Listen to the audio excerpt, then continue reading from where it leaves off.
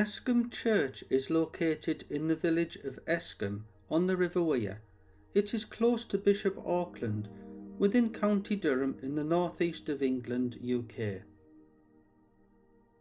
The church was founded about AD 670 to 675, when the area was part of the Anglian Kingdom of Northumbria. There are two sundials on the south face of the church.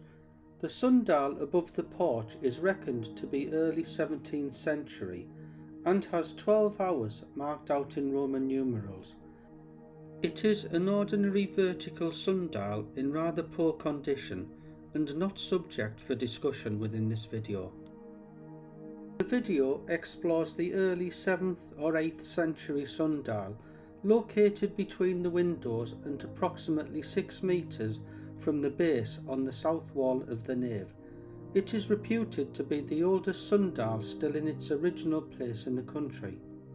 This type of sundial is known as a mass or scratch dial.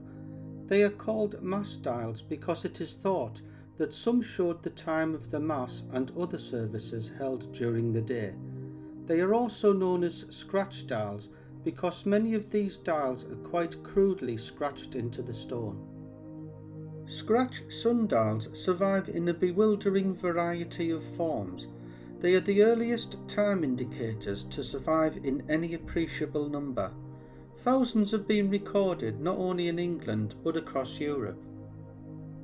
The presence of the sundial in the wall indicates that it may have served a small monastic community in Escomb. A carved serpent around the main dial has been well researched, and its interpretation lies in Saxon mythology to a period before the emergence of the cult of Valhalla and the Viking gods. A David Scott article suggests that the sundial was placed high up on the wall to signify authority from above, rather than being an accurate timepiece. The serpent is prevalent in Anglo-Saxon sculpture and literature, including the 8th century Book of Kells. Folio 7v shows the Virgin with Christ on her knee and a border that is interwoven with snakes. The pattern of lines on the sundial are now almost invisible, and a schematic diagram shows how they would have looked with a central hole for the gnomon now missing. There is one vertical line and two at about 45 degrees, which probably represented the prayer times of terce, sext and none. Terce, sext and none means 3rd, 6th and 9th hours.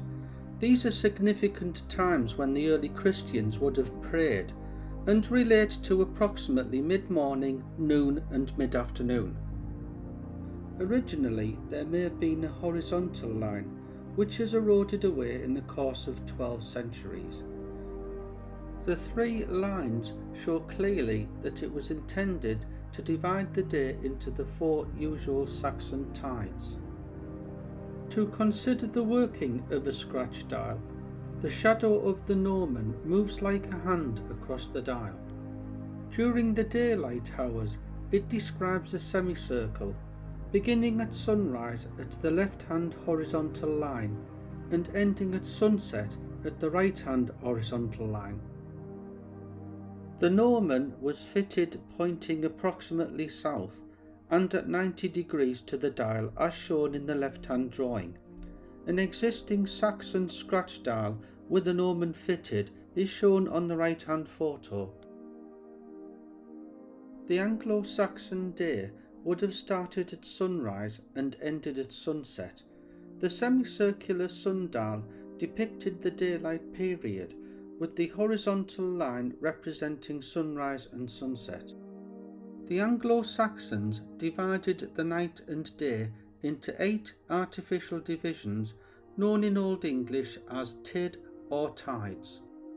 The 4 daylight divisions were called morgen, more or less 6 am to 9 am, undern, 9 am to noon, middag, noon to 3 pm, and gelottendag, 3 pm to 6 pm.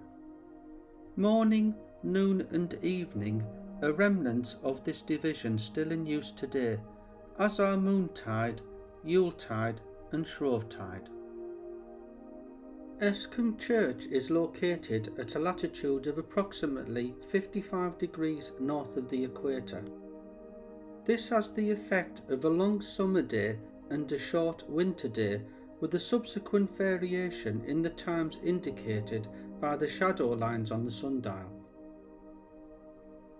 This worked well at the equinoxes, when the length of the day equalled the length of the night. At all other times, the community would adapt to changing lengths of daylight and use the sundial according to their local needs.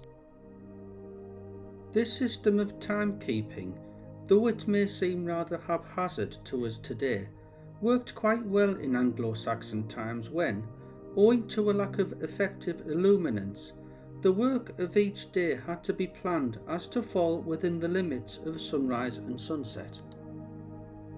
The medieval liturgical and agricultural routines, or those of the household, happily accommodated the varying daylight hours.